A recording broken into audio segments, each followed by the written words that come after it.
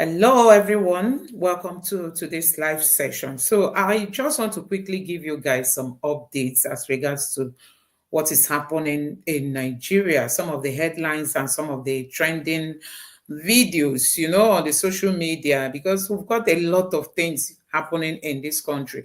We know that recently we were told that the US House is pushing for Donald Trump to sanction Nigeria over, the buying of many Christians under within the space of, just few weeks. We've seen many Christians in the southeast, in Benue State, and I mean so many places. And sometimes you just keep wondering if we even have a president. Nobody's talking. The NSA is there, Ribadu. He's not doing anything, the chief of defense staff and all that. Nigerians are like, does it mean our lives don't want anything, in the eyes of these politicians? They are protected. They have so many policemen and military men guiding them. But for normal, ordinary Nigerians, nobody is there for them. So there was this presentation by the Bishop of Benue State, the Catholic bishop. He went to the United States to make a presentation on the insecurity, in Nigeria. But, before this time, there was this trending headline too about a court, a kind of sentencing a boy or a man, from Bauchi State, death sentence to this person. And many people were talking about it. And that was actually what, sparked this conversation. So in the United States, they were debating all this. In Nigeria, a man who tried to defend himself was handed death sentence. You can imagine that. And we've seen the menace of the Fulanis. Nobody's helping in curtailing it. So that is what actually led to, all this news of Donald Trump being asked to sanction Nigeria with crippling sanctions. I mean, sanctions that would touch Nigeria. And after that, we now heard that Tinubu invited Catholic bishops. But before then, Catholic bishops equally said something. They talked about the hunger, they talked about the poverty, they talked about, I think, insecurity. That was the headline. So Tinubu invited them to have a talk with him. And you can see that if the United States has equally not weighed into this matter, possibly nobody will even talk about it. And Tinubu is a very strong politician. Once he heard that the Catholic bishops were criticizing him, he quickly summoned them. He quickly called them for a meeting. And they all went, they all went. The question remains if they are still going to be speaking for the people or if they are going to be speaking for Tinubu this time. Nobody knows, because like the CAN, so many people have been asking, where is the CAN? CAN is not doing its work, it's not performing its job, as in its role in defending Christians. Most times you don't even know we have Christian organization like the CAN in Nigeria, because they don't speak up for the people. And the Christians are really going through a lot. Recently, a reverend father was spied this month. A reverend father was spied in Kaduna State. They abducted him, these bandits, they took him, they collected ransom, and still they killed him. So you can see what is happening in Nigeria. Then we have also seen all these Fulani herdsmen going about in people's farms, they don't even care, nothing scared them. You see the number of cows these people take along if they are going around, as in nobody tells what they are doing. These are people's farmers. See what they are doing. They will pull out the cassava and use it to feed their animals. You can see this place now has been cleared. I mean, all the cassava planted here, they've used it in feeding their animals. They will just pull it out from the ground and then use knives to like cut them into pieces, you see, and give them to their cows. Then if you try to come close, they will threaten you. And if you try to resist them, you know what will happen next. This is what happened to that Bauchi guy.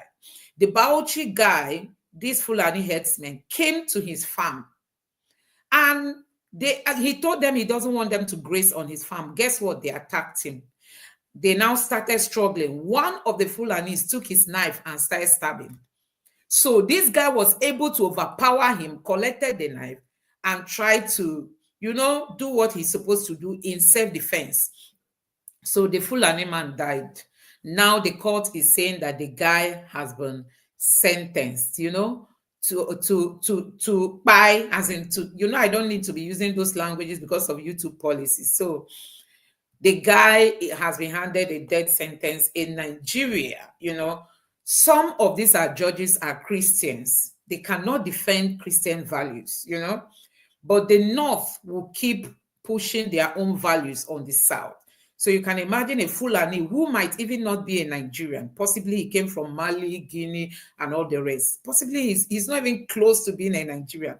And then he trespasses into Nigeria. Now he went to somebody's farm and the person said, don't graze on my farm. And what happened? He now attacked the person. We have seen all this. And nobody cares to pay attention to what people are going through. The Fulanis are just taking over the whole country. They do whatever they want. They roam their cows, everywhere they want. They don't have boundaries. This is somebody's farm now. See what they are doing to this farm.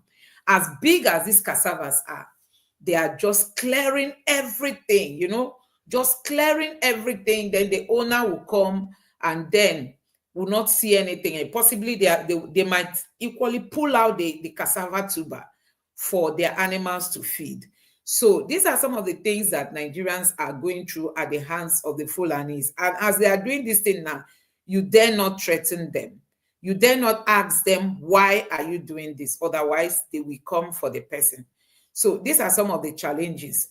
Now, everywhere, like in the Southeast, you see people who are traveling will be stranded on the road. They will tell you that the Fulanis are attacking in front. Then cars will just stop on the road. You can imagine people that possibly they came from Mali, they came from all this Niger and the rest of them. They've taken over Nigeria and Tinubu cannot talk because Tinubu is protecting his interests for 2027. So he doesn't want to talk so that they will not deny him votes. Because you just keep wondering, in which country can this kind of thing be happening, that you have a president and your people are being piped? You go and see the headlines recently in Benue State. About 2 weeks ago or so, we saw them in the Southeast, in Bonny State, in Enugu State. They were doing whatever they want to do. Nobody was there to stop them. And then they now moved to Benue State. The recent attacks are coming from Benue State and just across the nation. There is no boundary as to where they have to stop with this, their cow. And they just take advantage of them roaming across the country. And then they are equally causing their mayhem. Now, take a look at this.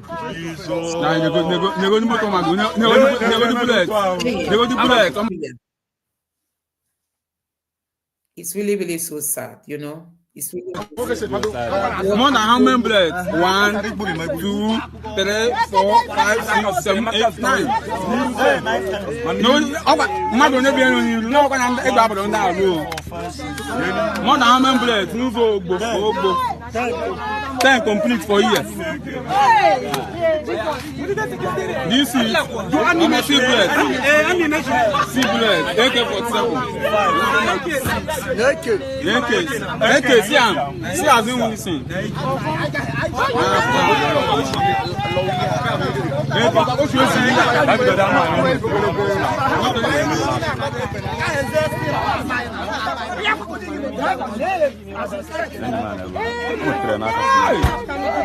Graças a Deus,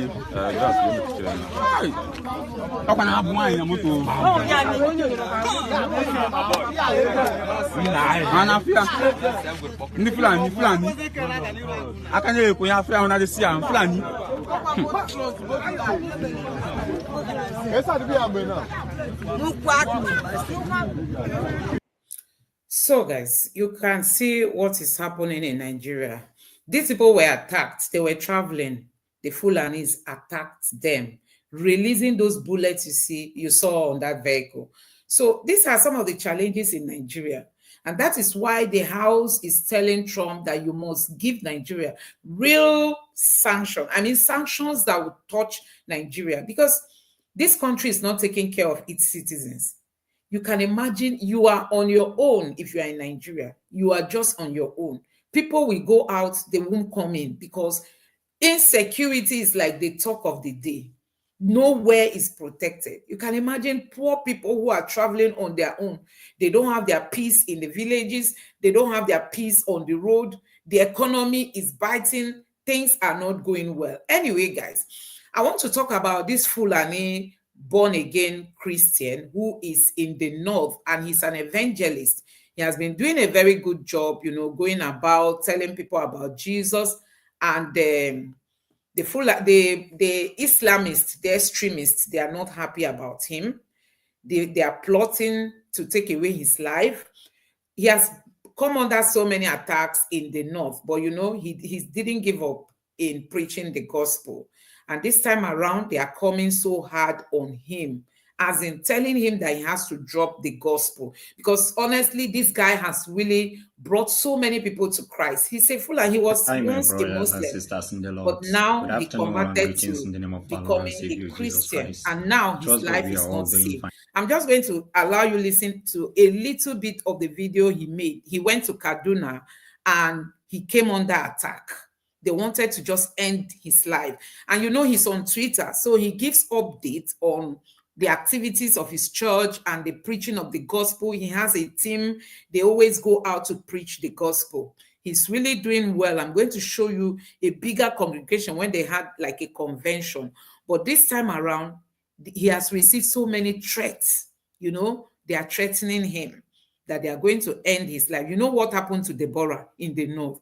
I don't know why is it that in Nigeria, especially in the north, the police are not ready to give you protection. They are not ready. So we saw what happened to Deborah. After Deborah was fired, till today, nobody was prosecuted. Nobody is being detained. Nobody was questioned. All those people that did those things, we saw their faces. The police could not go after them. But if you're on the social media and you say anything against the police, they say they know how to track you. They know where to find you, how to come and pick you up. But people who ended Deborah's life are nowhere to be found till today.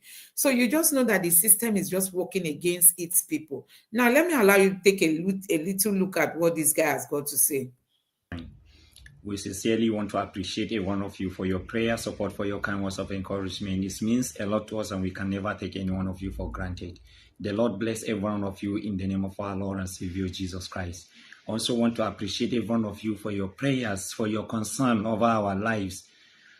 Honestly, it means a lot to us, most especially to me and my family. For your concern on our safety, it means a lot to us. The Lord will bless every one of you in the name of Jesus. As we all know what happened, what happened to me. Yesterday, one day, these people were able to get the address of the house where I'm staying and receive a call with that number that I posted there. So I have no option than to try and evacuate myself and my family for safety. And then presently, if you look at the background where I'm doing this video, we are in a hotel whereby I cannot be able to mention the name of the place, just to see that how I and myself and my family, we can be safe. So I have to give you people update on what is happening to me and what is happening, most especially me and my family. So honestly, it's something that I cannot be able to keep quiet. I have to say it out. The last time I said, due to the mission work that we're doing, I have become one of the most wanted person. I and my team. Let me say, I in particular have become one of the most wanted person by the Islamic extremists in this country, most especially in the northern part of Nigeria. Why? Because of the way we are bringing a lot of Fulanis to the knowledge of Christ Jesus. The other day, when I posted that our Fulani Christians conference, so when they saw that video, that's when I started receiving that threat, saying that this shows I and my team have done serious harm to Islam, that eliminating me is the best thing to do in order to prevent others from coming to the knowledge of Christ Jesus. So guys, you heard him well. He said when he posted a video of a Fulani Christian conference, I'm going to show you that video. Now, the extremists in the north now realize many people have been converted to Christianity. Now, take a look at the video he just mentioned.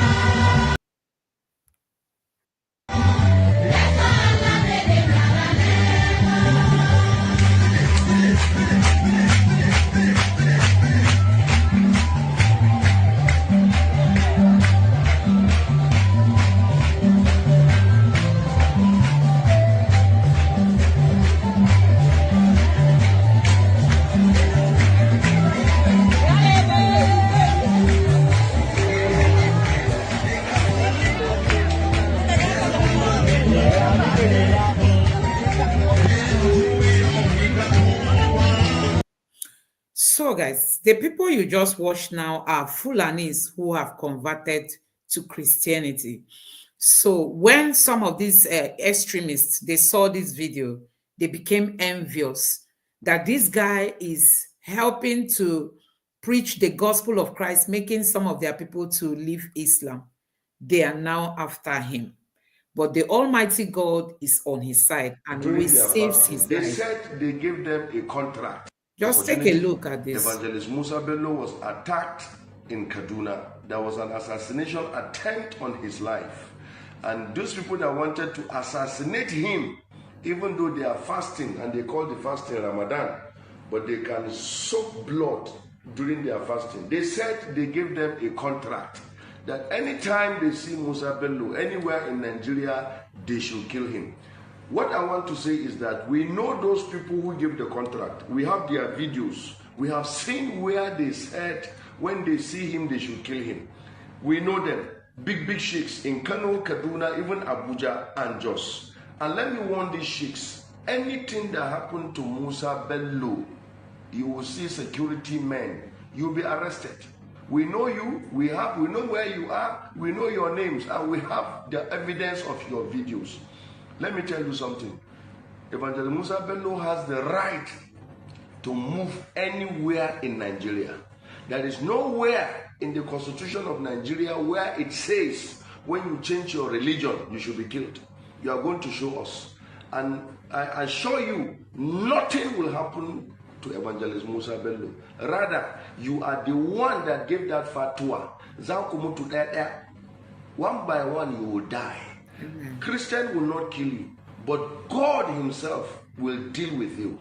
Now, Godemuku, thank you so much. My name is Reverend David Ayuba Azaman. So, guys, you can see how this guy has been living. He had to move himself together with his family out of that environment because they've been coming to his house to look for him. You know, they had to start tracing him to his house. They tried to buy him in Kaduna State, and now they are tracing him to his house. So he had to leave the house alongside his wife and his children. So I think they are really doing a very good job when it comes to, you know, preaching the gospel. But with the level of insecurity we have in Nigeria, nobody is there to save the people. You know, it's to your tent, oh Israel, you are the one to secure yourself. That is why it is like this. And anything can happen to him now. Nobody will talk. Nobody. The police will not. They will tell you they will investigate. And that is where it's going to end. I just hope that, you know, this country will start considering everybody's religion and respecting it. People, it's a country where we have freedom of worship. So this guy has moved from Islam to Christianity. They should allow him. And he's preaching the gospel, telling people to repent and give their lives to Christ. But you can see how they are plotting to take away his life. So, guys, let's talk about this lady who came out to make a video about Tinubu. Now the NYSC is threatening her. She's a copper. She came out and made a video about what they are going through as coppers. They can't afford food to eat and a whole lot of hardship, you know. Don't forget that the Tinubu's government promised that they are going to be paying coppers, I think 70,000. So coppers came out recently to say they've not been paid 70,000. And, you know, that has also caused a whole lot of reactions. Now this lady came out and was really lamenting about what she's passing through. She cannot afford food and all that. And now she's being threatened by NYSC. Let me allow you to take a look at her video. Like if a lot of Nigerians come out and start speaking on what we are actually going through, then maybe changes will be made in the government. Don't you guys think? And this video, I just want to say to our president, I don't know if there have been any other president that is terrible, but you are such a terrible president. It is so hard. So I'm coming from the supermarket where I went to get foodstuffs and everything has gone up again. It's just like every single week prices increase. I want to know, what is the government doing about this increment? Is there going to be a particular time where prices will stop going up? Is there going to be a particular time when things are going to go back? Guys, why am I going to get a crate of egg and they're telling me it is 6.5? It doesn't make any sense that egg will cost 6.5. Like, I literally can't remember when egg used to cost 800. And I'm so overwhelmed because this is literally my first time doing this adulthood thing alone. This is my first time moving out of my family house. This is my first time living by myself, and not just that, after I left the supermarket and I got home, my security is bringing NEPA bill, and NEPA bill has gone up by 2 times. Like, it's insane. I can't keep up with these bills. I am so overwhelmed and I'm so exhausted. Every single money that I have been making, I'm using it to pay bills. I don't even get to live properly. The craziest thing was, you want to go out to a certain location with your friends, and Uber is about 25,000. Like, even Uber, that we can't even take Uber. It is crazy. Like, why are things so expensive? And let's not even Lagos stinks. Lagos smells like shit. If you say, okay, I want to take a walk, I'm depressed, let me just take a walk, you can't even take a walk. Like, the place smells like crazy. Why does an entire state smell like this? And what is the government doing about the bad smell? Everything is just so overwhelming. You want to start up a business, and now you have to take a loan to start up a business, and the loan, you don't even know if you can actually repay it, because the business, I don't know, I'm just so tired. Like, why is no one saying anything about it? Being an NYSC copper, there's nothing beneficial about this whole NYSC thing. The money I spend on transportation is just more than the alawi the government gives me. Like, it doesn't, I can't keep up. Like, I'm so tired of this bill, and I can't keep up. I am overwhelmed, and I'm tired, I'm exhausted. It's too much, and I wish that we would start calling the government out heads on. For example, Tinubu, you are a terrible president. Like, what are you doing to help us? What are you doing to help the economy? You are so terrible. I'm so sick and tired of Nigerians acting like we are strong, and they say, oh, Nigerians, we are actually very strong. Oh, no matter how much they increase things, we still chest it. No, it is not cute. We are cowards. That is a cowardly behavior. You don't stand to ask people, oh, why is this expensive? For example, MTN, what the fuck is even going on? Literally, I spend over like 20,000 on data in a week, and I'm not even joking. 1.5 data cannot even last me for an entire day. I have to do 1.5 like 2 times a day, which is like 3,000 a day. It is too much. Like, what are you guys doing about it? Like, what is happening? I'm tired of paying bills. I feel like I don't have anything. I feel like I don't have any achievement to call my own. Every single time that I work hard, I'm spending it back in the economy to pay bills, and I wasn't created to pay bills. I'm just really tired, and I just want our money to count for something. And when is the government going to actually start working? Because Nigerians are so classist. Everybody now wants to behave as if they are rich. Everybody is faking wealth, but we are ending up being poor because we are struggling so hard to look rich. We're ending up being poor. So I need us as Nigerians to please start calling the government out. We should be tired of this by now. We need to call the government out. Prices need to start one place. Food needs to start one place. The economy needs to start one place. Like, we are tired. It's just too much. The more you work hard to achieve something, the higher it gets. The dream car that I was saving money for has literally gone double. I can't even afford it anymore. Instead, I'm going to use my money to buy, to just keep paying bills. And now house rent is double. Like, I am so sick, and I'm so tired of this, and I really need the government to intervene because I am so overwhelmed.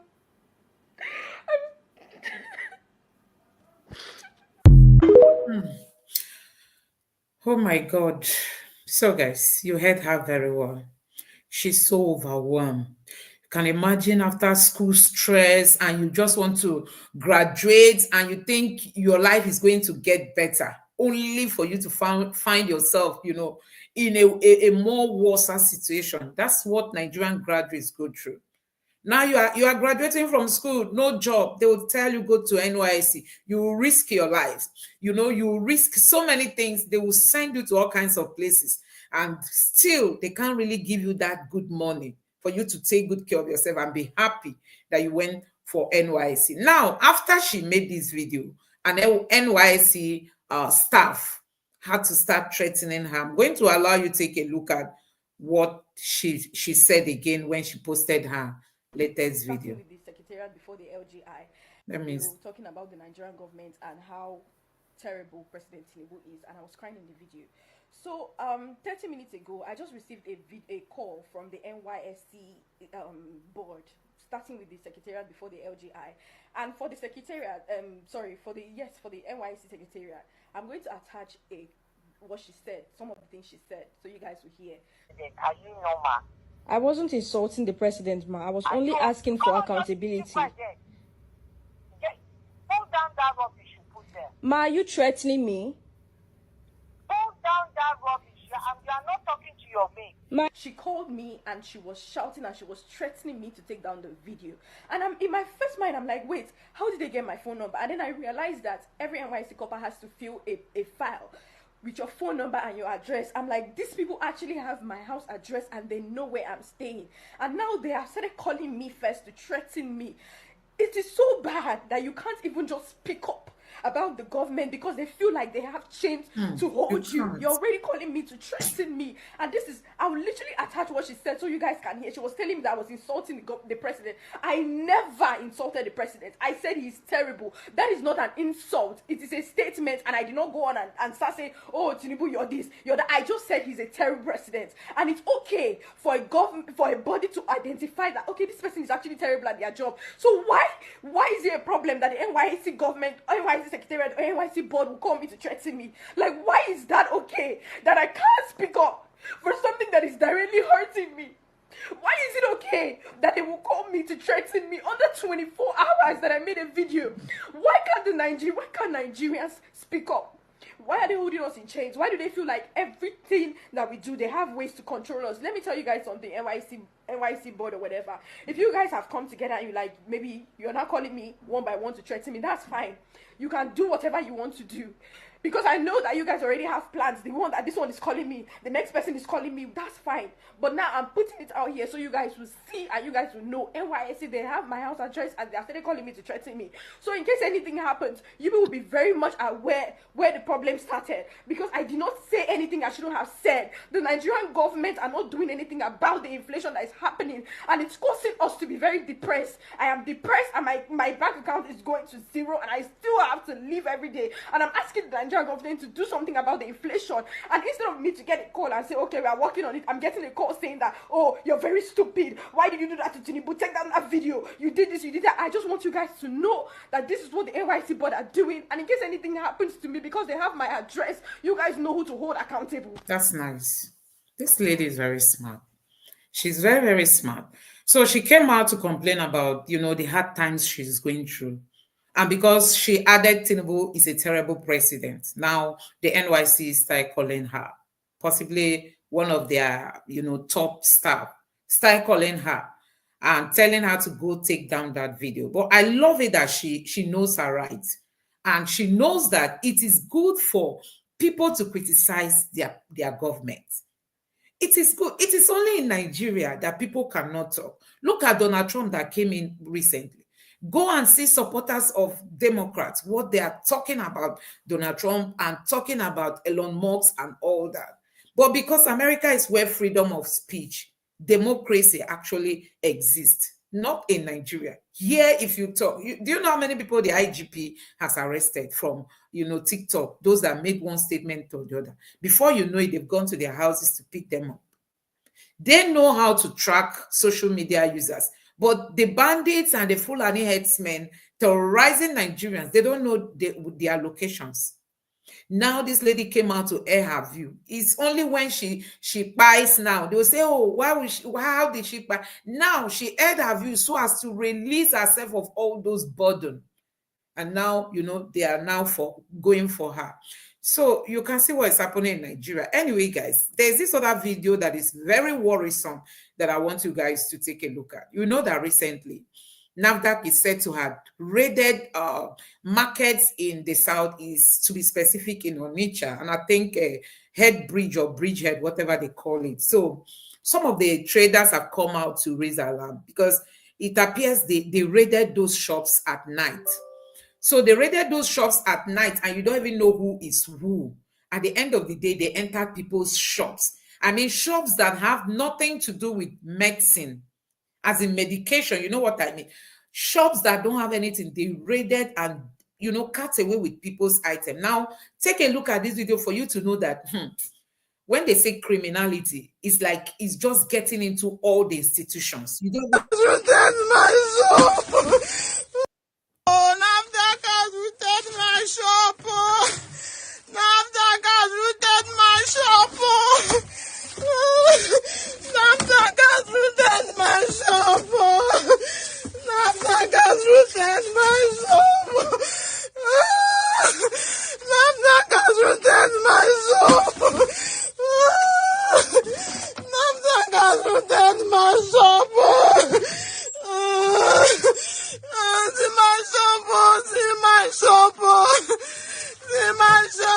See my shop. See my shop. See my shop.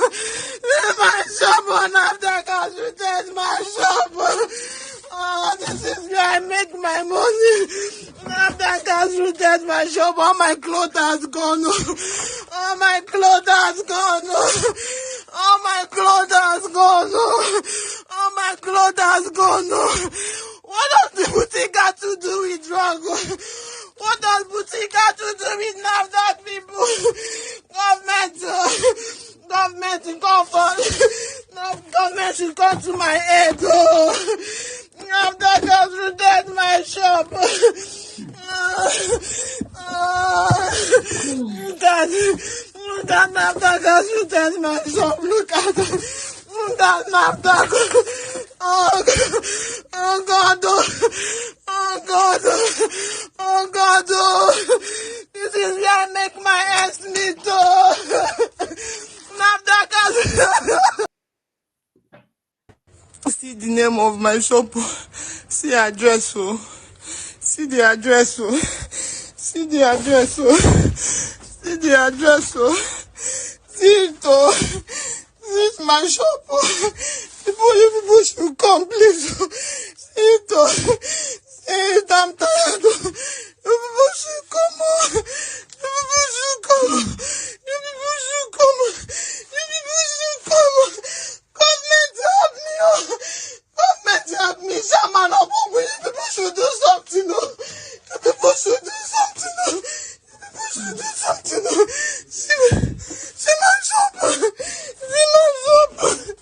See my shop. See my shop. See my shop. See my shop. See my shop. See my shop. See my shop. See my shop. See my shop. Government people should come. See my shop. See my shop. See my shop. People should come. See my shop. Government has dealt with me. See my shop. Everything has gone. Everything has gone. Everything has gone. Everything has gone. Everything has gone. Everything has gone. Everything has gone. This one, see my shop. Everything has gone. Everything has gone. These are you people should help me. Everything has gone. These are you people should help me. Oh, what a lawless country. What a lawless country. So, guys, that's the experience of a woman who owns a boutique. And NAFDAC decided to raid the market. Now, everything in her shop, who is she going to hold responsible? Who is she going to hold responsible? You know, because NAFDAC boss was not there. She must have sent her men, oh yeah, you people should go by night, go and raid shops. And when they got there, possibly they went with both the good men and the bad men. They went there with patriotic and unpatriotic citizens. At the end of the day, see what people are experiencing after NAFDAC raid. It's really so sad in a country where people are struggling to eat. I mean to eat. Now, looking at this woman's shop, you see that they got rid of almost everything she had in that her shop. And what if she borrowed money to buy those goods? In a Nigeria where the cost of living has gotten to a height that people are just like, some people are buying because they can't manage the situation. Now you just woke up, you went to your shop for you to see that everything has gone because there was a raid by NAFDAC. You know, I don't know. It's only in the South is that this kind of thing will happen. It will hardly happen in the North, especially when your shop has nothing to do with the items they are looking for. So I just hope that the NAFDAC boss will get to see this video and to ask his men what happened the day they raided Onitsha market.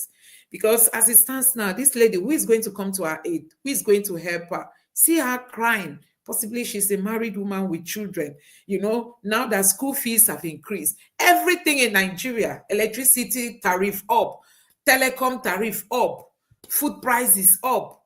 You don't even talk of transportation again. Everything. You saw the lady that was crying. She said everything, even her house rent, electricity, everything has doubled. She went to the shop, prices have increased. People are struggling to survive, and in the midst of all that, somebody's shop was raided like this, raided to the point that she couldn't recognize it was her shop. I mean, everything, almost everything was gone. You saw it yourself. And we live in a country we call our own. Now, the most painful aspect of all this is that, you know, it's as if we don't even have a president. Look at how people are going, as in people are being quiet every day in Nigeria. Nobody is talking. Nobody, as in the life of people don't want anything. If you go to Sahara Reporters now, in the last 1 week, go and see headlines about this person, the herdsmen killed so and so number, they bite so and so number, they bite so. That nobody has ever come out to say, oh, but if it's countries that are responsible, one person by everywhere will be panicking. But in Nigeria, we are now used to all these numbers of people buying, and nobody is talking. Nobody is talking. Now, I don't know if you have seen the video of Tinubu's son going to Plateau State. You need to see where the Northerners were giving Tinubu's son a presidential welcome. Then you begin to think, what is wrong with the IQ of Nigerians? Tinubu's son is already campaigning for his father. Last week, he was in the far north, I think in the northwest, you know. They were singing continuity for Tinubu. These are the Northerners that many of them can't eat.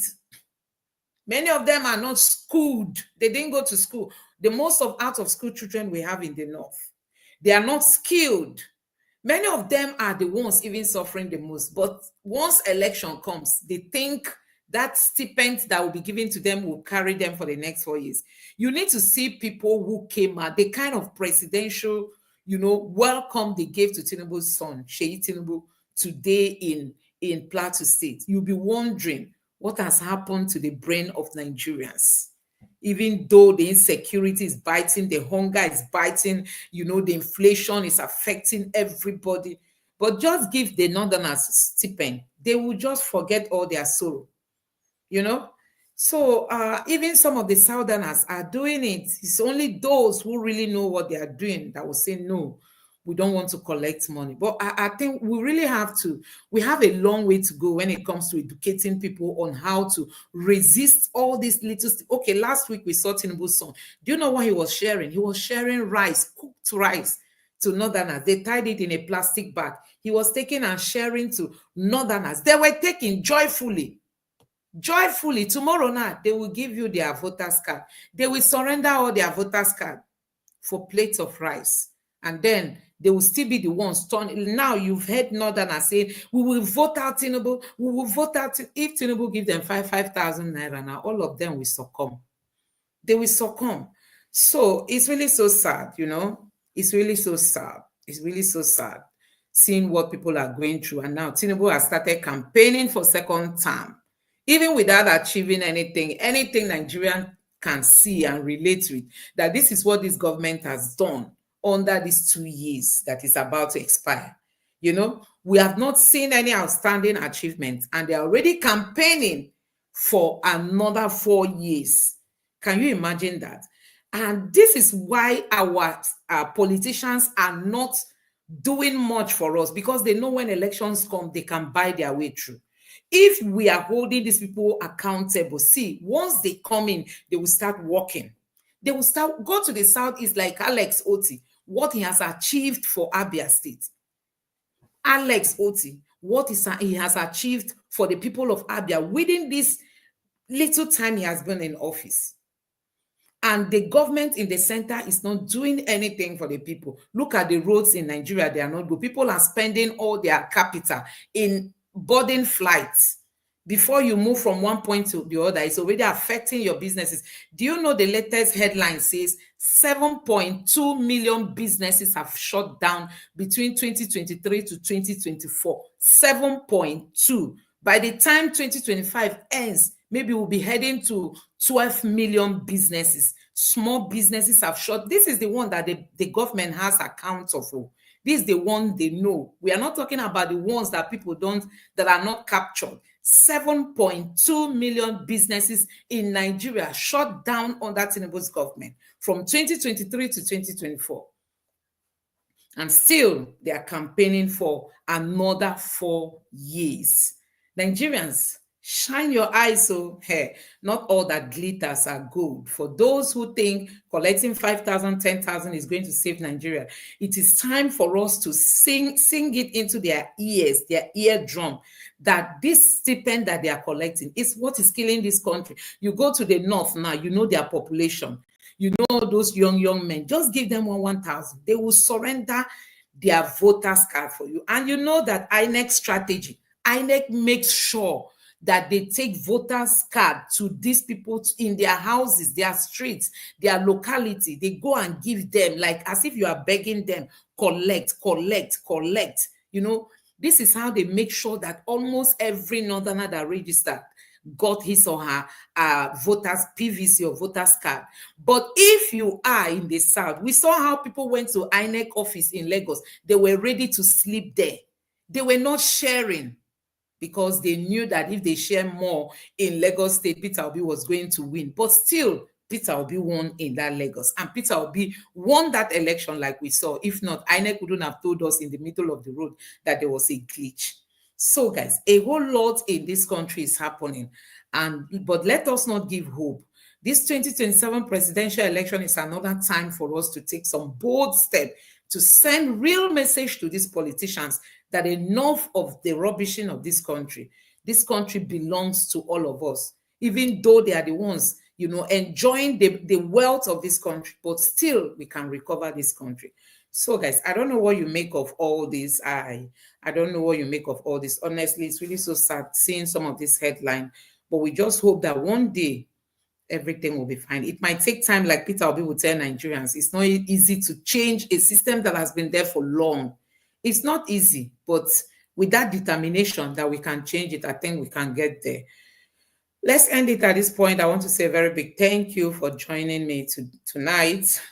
I hope I'll be coming live on Saturdays, Sundays of the week. That's during weekends, because yeah, it's been a long time, but I just want to see if I can keep up with that.